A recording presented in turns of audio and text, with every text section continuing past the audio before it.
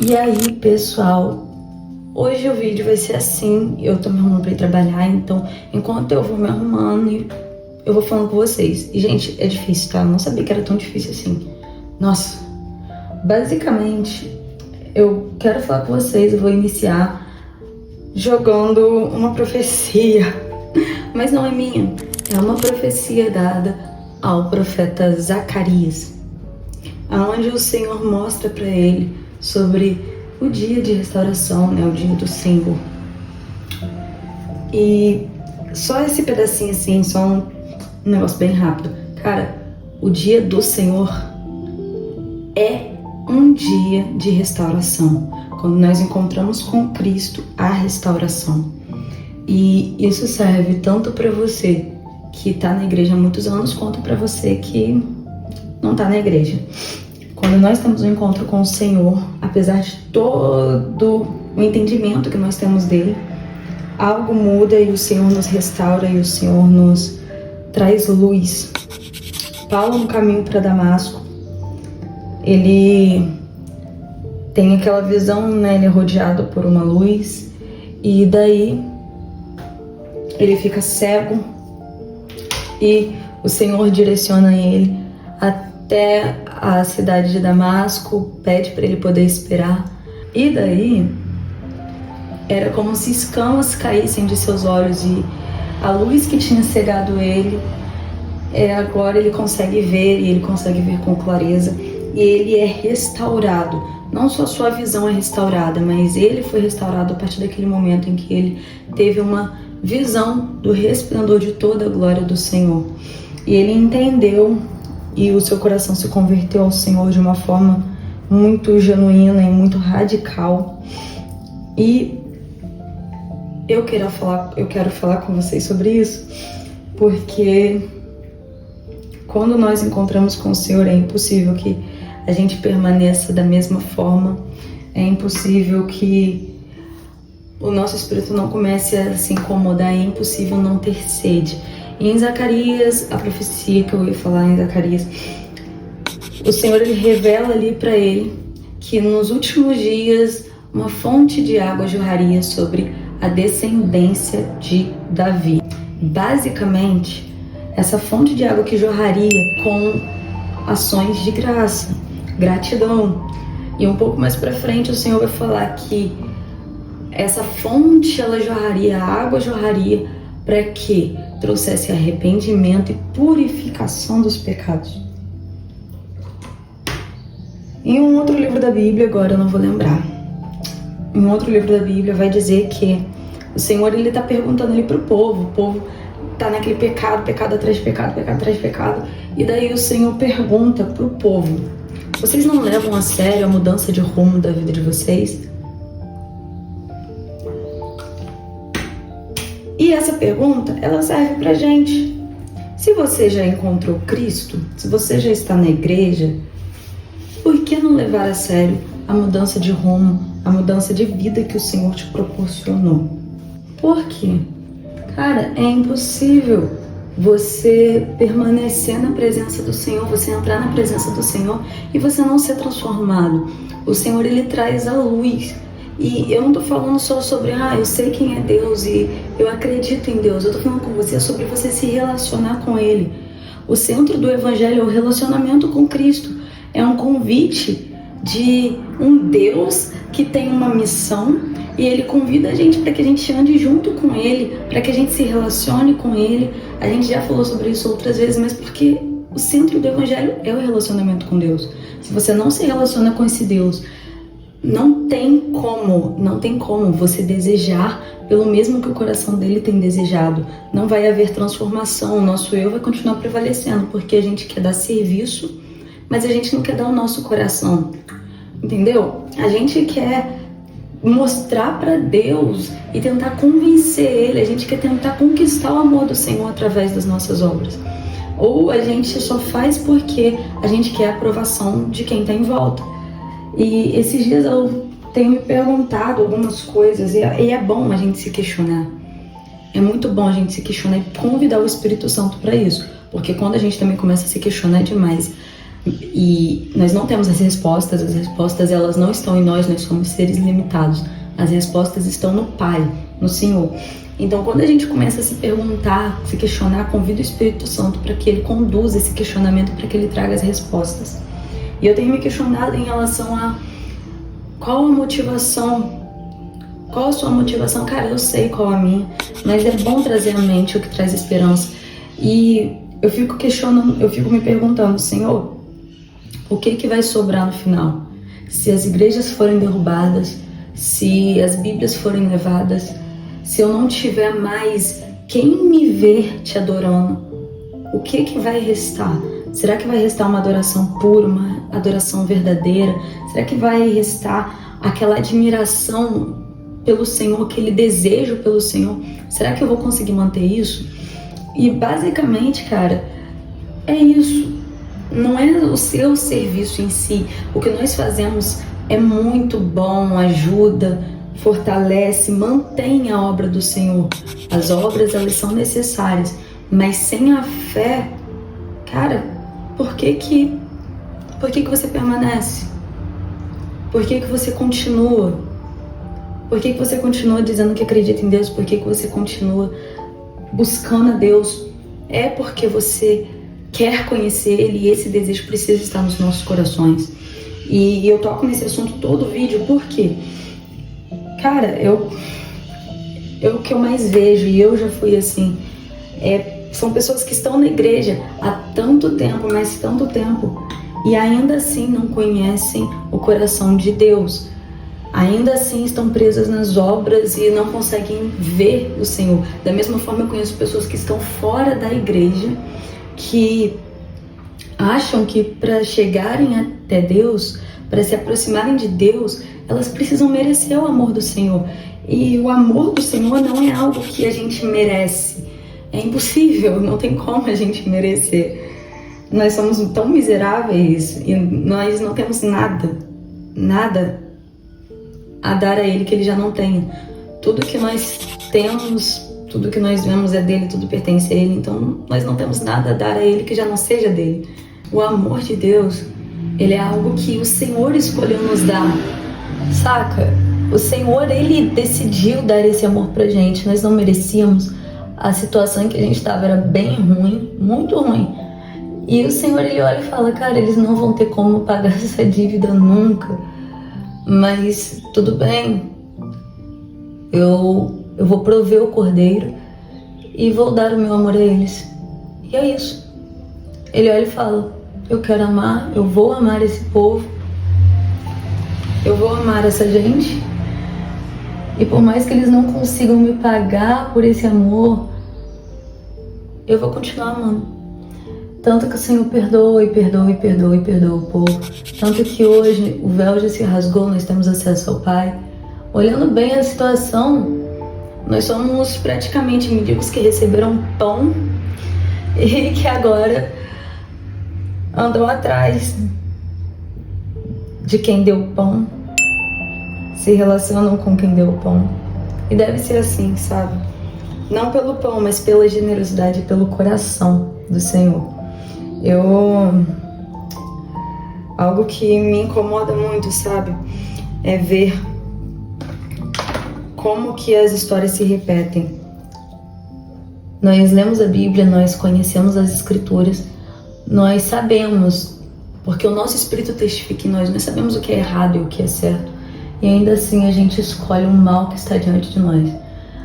Paulo mesmo fala que querendo fazer o bem, ele não fez, mas o mal que ele não queria fazer, ele acaba sempre fazendo. E da mesma forma com a gente, as histórias elas se repetem, porque nós somos humanos e querendo ou não, nas nossas limitações, nós falhamos muito, por mais que inconscientemente. Mas o convite do Senhor e esse sacrifício de Jesus é justamente para que, pecando, errando, a gente entenda que temos agora um justo juízo, o qual intercede por nós, o qual vai julgar nossas causas. Nós temos o Espírito Santo, um Consolador, o qual nos convencerá do pecado, o qual nos levará a uma transformação. A salvação ela é um processo, sabe? Ele é um processo e enquanto nós vamos caminhando com o Senhor vai nos purificando. E algo que ontem eu conversando com um amigo, eu dei um estalo assim e eu consegui verbalizar, e eu queria trazer isso pra vocês também, porque se encaixa nisso. Na medida em que a gente vai caminhando e se relacionando com Deus, imagina que você tá num túnel muito escuro e daí você tá caminhando para a saída. Quanto mais você caminha para a saída, aos poucos a luz vai preenchendo aquele lugar e aos poucos você começa a ver os detalhes que antes você não via. Da mesma forma é quando a gente vai caminhando para perto do Senhor. Quanto mais a gente se aproxima dele, do resplendor da glória do Pai, mais a gente vai enxergando as falhas que existem em nós, mais coisas vão sendo expostas à luz. E quando tudo for exposto à luz, quando nós estivermos envolvidos e cercados por essa luz como Paulo, cara, não vai ser possível que a gente volte atrás. E glória a Deus por isso, porque eu não quero. Sinceramente, eu sei exatamente o tipo de pessoa que eu sou sem Cristo. Eu sei exatamente de onde o Senhor me tirou. Eu sei a condição miserável em que eu estava. E eu falo isso emocionalmente, psicologicamente. Cara, você não sente paz, você não se sente preenchido, porque realmente existe uma lacuna e um vazio do tamanho do Senhor no nosso coração e na nossa alma. A nossa alma, ela anseia pelo Senhor. O Senhor, ele colocou um anseio pela eternidade em nosso ser e a gente não consegue entender. E aí a gente fica correndo atrás de várias coisas, tentando preencher essa lacuna, tentando preencher isso, enquanto o Senhor tá assim, cara, continua andando. Vem pra perto, vem pra perto, vem pra perto. E aí nós vamos começar a ver os trapos de imundícia que carregamos, nós vamos começar a entender. Em Mateus tem um momento em que Jesus, ele vira e ele fala: nós tocamos flautas e vocês não ouviram, nós cantamos lamentações e vocês não choraram. Eu fico pensando o quanto o Senhor tem falado, porque o Senhor, ele fala, e ele fala de diversas formas e a gente precisa estar aberto e entender isso. O Senhor, ele fala de diversas formas, não só o que a gente acha conveniente que ele fale. E será que a gente não está ouvindo? O Senhor, ele está tocando, o Senhor, ele está lançando suas palavras, e será que a gente está reagindo a isso? Será que a gente está conseguindo ouvir isso? E por que eu falo isso? Eu tive num retiro agora, né, esses dias, e durante o retiro, o Senhor estava falando coisas comigo durante os devocionais, e sabe quando, eu entendi, nossa, aquilo de certa forma me quebrantou e me moldou em algum aspecto ali, mas eu não estava entendendo todo. E aí, quando chegou no terceiro dia do retiro, gente, parece que algo estalou, sabe? Parece que, pum, deu entendimento, haja entendimento. E num piscar de olhos, eu entendi o todo que o Senhor estava querendo falar comigo. E foi, assim, algo que não foi forçado, sabe? Como que eu vou explicar? Eu não busquei entender, porque eu não tinha nem percebido que eu não estava entendendo. E quando o Senhor abriu meu entendimento, eu olhei e falei, uou! Então, assim, ainda tem tanto do Senhor que a gente acha que conhece e não conhece. Ainda tem tanto do Senhor que a gente acha que sabe e a gente não sabe. E o Senhor, ele quer revelar pra gente por completo. Ele quer se revelar por completo. Ele não quer que a gente olhe só pra face do homem. Ele quer que a gente olhe pra face do leão, pra face da águia, pra face do boi, tudo junto. Ficou meio confuso, né? Tudo bem, vou explicar. Em Apocalipse, a palavra do Senhor vai falar quando é João que escreve. Gente, me desculpa, mas não vou lembrar agora. O escritor, ele vai olhar e ele vai ter uma visão e ele vai ver um ser sentado. E esse ser tinha 4 faces. A face de um homem, a face de um leão, a face de uma águia e a face de um boi. E aí, uma pessoa recentemente, obrigada. Gente, andem com pessoas mais velhas, elas vão te instruir de uma forma. Eu não sabia o significado também, nunca tinha pesquisado. Tá vendo? A gente acha que sabe das coisas, mas não sabe. E daí, essa pessoa me mostrou o significado de cada face. E eu falei, uou, às vezes a gente só quer olhar para a face do homem, ou do Senhor, de Jesus, aquele Jesus sofredor, aquele Jesus que estava pendurado numa cruz, aquele Jesus que foi chicoteado, e a gente se esquece que ele permanece sendo o resplendor da glória do Pai. E da mesma forma que ele é esse homem compassivo, carinhoso, ele também é um leão, o leão da tribo de Judá. Ele é um leão e ele carrega consigo todo o poder e toda a autoridade que provém do Pai. E da mesma forma, é olhar para a águia e entender, o Senhor é quem dá a visão, o Senhor é quem dá o caminho. Olhar para o boi e falar, cara, o Senhor, ele exige uma obediência, ele exige. Vou falar agora de uma forma, eu vou explicar. Ele exige um sacrifício, só que não é mais aquele sacrifício de holocausto, aquele sacrifício de animal, sabe? Agora, o sacrifício somos nós. Paulo, ele vai se assemelhar a um sacrifício de libação. Ele fala que a sua vida foi como um sacrifício de libação e que já está quase indo. E isso é o que o Senhor quer. A Bíblia vai falar que o Senhor, ele prefere obediência a sacrifício, mas isso naquele contexto. Mas falar que o Senhor não se agrada dos nossos sacrifícios diários é uma mentira. O Senhor, ele deseja que a gente obedeça a ele. E querendo ou não, a obediência traz consigo renúncias. E essas renúncias para nós são como sacrifícios. Deu para entender? Se ficar confuso, vocês me avisam aqui no comentário, que eu esclareço. Porque também, né, vocês já me conhecem, a gente já tá pegando uma intimidade. Vocês sabem que tem hora que o negócio aqui buga, eu não consigo me expressar. Mas, basicamente, é entender que esse mesmo Deus bonzinho, compassivo, cara, ele carrega consigo todo o poder e toda a glória que existe no Pai. E ele carrega consigo a autoridade. Ele está do lado do Senhor. E o Senhor, ele vai fazer com que nós prestemos contas de tudo aquilo que nós fizemos, de tudo aquilo que nós falamos e pensamos. Claro, se não houver um arrependimento. Se você se arrepender verdadeiramente, voltar o seu coração para o Senhor e se converter de todos os seus maus caminhos, ele perdoará. E ele purificará, só que para isso a gente precisa estar mais perto dele. Então eu te incentivo, caminhe para perto do Senhor. Ah, mas eu já me arrependi dos meus pecados, mas eu já me converti, eu já aceitei Jesus, poxa, eu fazia tal coisa, não faço mais. Não é só sobre parar de fazer algo, porque quando nós paramos de fazer algo, outra coisa entra no lugar daquilo.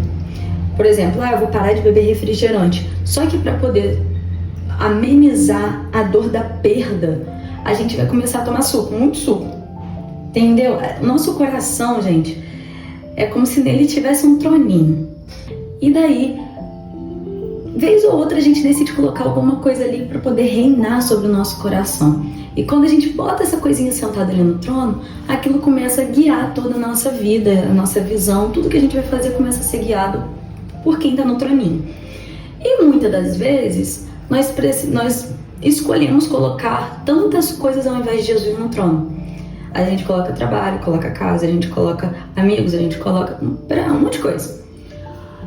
E esquece que o trono do nosso coração deve ser reinado apenas por Cristo. E eu só queria falar isso com vocês mesmo. Nós estamos caminhando para o final. Tenha paciência comigo. Eu só queria falar isso com vocês. E para finalizar, não tem como a gente estar perto de Cristo e não haver uma transformação. Não tem como a gente estar perto de Cristo e não sermos constrangidos por quem Cristo é. Eu convido você, cara, a se aproximar de Jesus. Corra para Jesus como um maratonista corre para o seu alvo.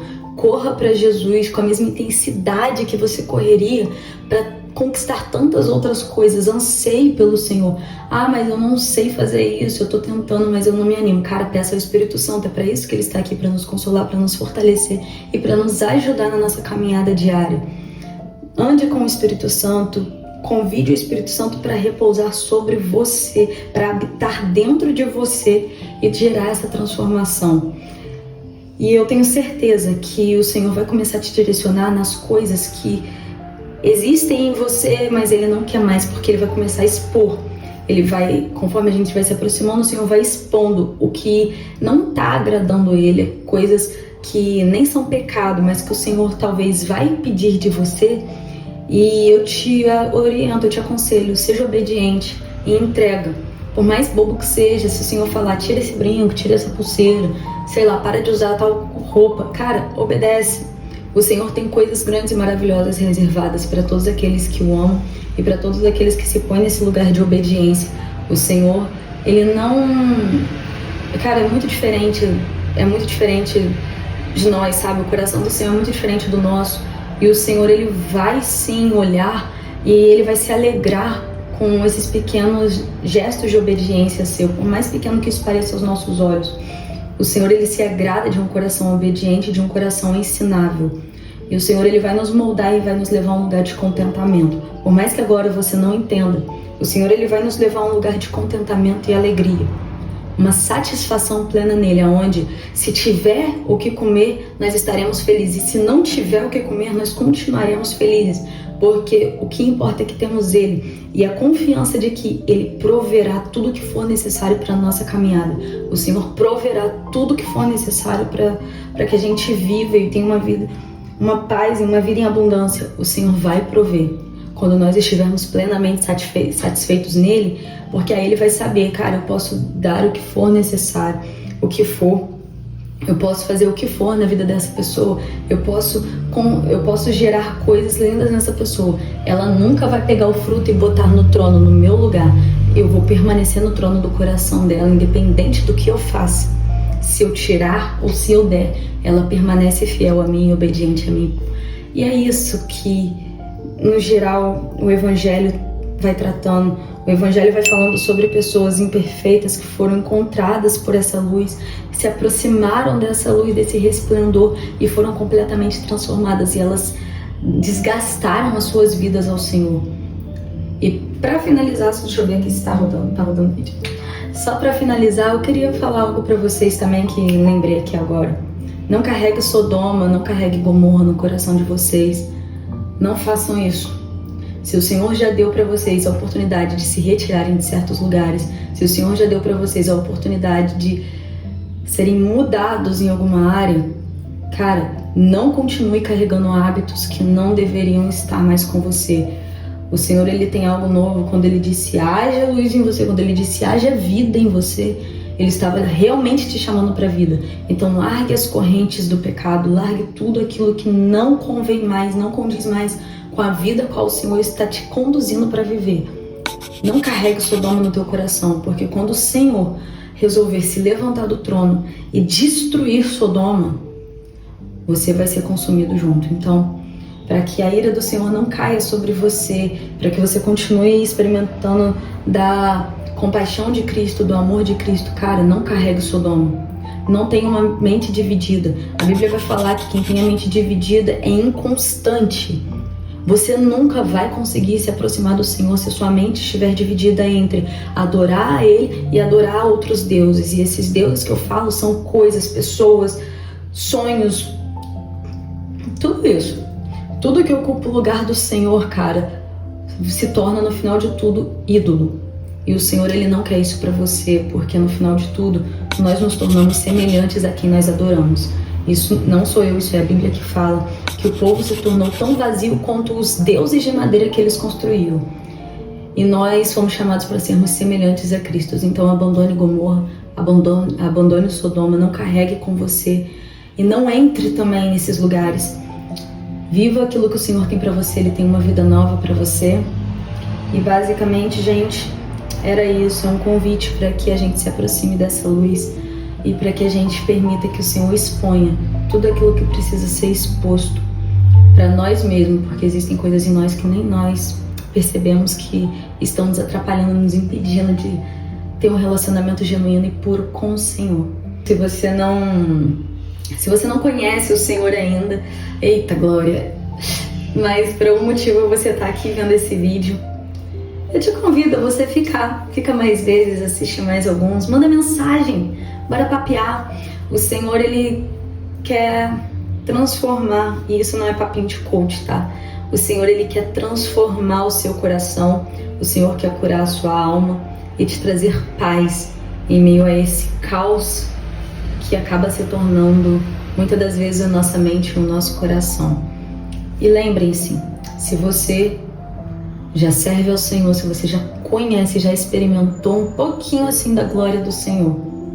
Se você volta para os seus pecados, a Bíblia vai dizer que é como se um demônio fosse expulso, e aí ele volta e ele encontra a casa limpa, porém vazia. Ou seja, você conhece Cristo, o Senhor te limpa de tudo aquilo, te livra dos seus pecados, lança fora, te dá a oportunidade de viver uma vida nova. E aí você decide começar a oscilar entre o mundo e entre o Senhor, entre as paixões desse século e o Senhor. Aí volta lá o inimigo, ele olha e ele vê, cara, o Senhor já não está mais no trono do coração dessa pessoa. A casa tá limpinha, tá vazia, tem espaço de sobra. O que eu vou fazer? Vou voltar com mais 7. E aí ele vem e faz da sua vida pior do que já era. E não é isso que eu desejo para você, apesar de nós não nos conhecermos pessoalmente. Eu amo a sua vida porque Cristo te ama. E esse amor do Senhor, essa compaixão que o Senhor nos dá, é por isso que eu tô aqui falando com vocês, é por isso que eu venho aqui às vezes e falo com vocês certas coisas, porque, cara, realmente o Senhor deseja se relacionar com você. O centro do Evangelho não é o quanto você faz para o Senhor, não é o quanto de trabalho você oferece para o Senhor, mas é o quanto do Senhor você conhece e o quanto Ele te conhece. É um relacionamento, é uma via de mão dupla. O Senhor quer se relacionar com você e Ele quer que você se relacione com Ele. Ele quer ser achado em você e você achado nele. Já imaginou? Um com Cristo? Vai ser maravilhoso quando isso acontecer. Então vamos caminhando para a luz, vamos nos aproximando do Senhor e que a glória do Senhor resplandeça sobre a sua vida.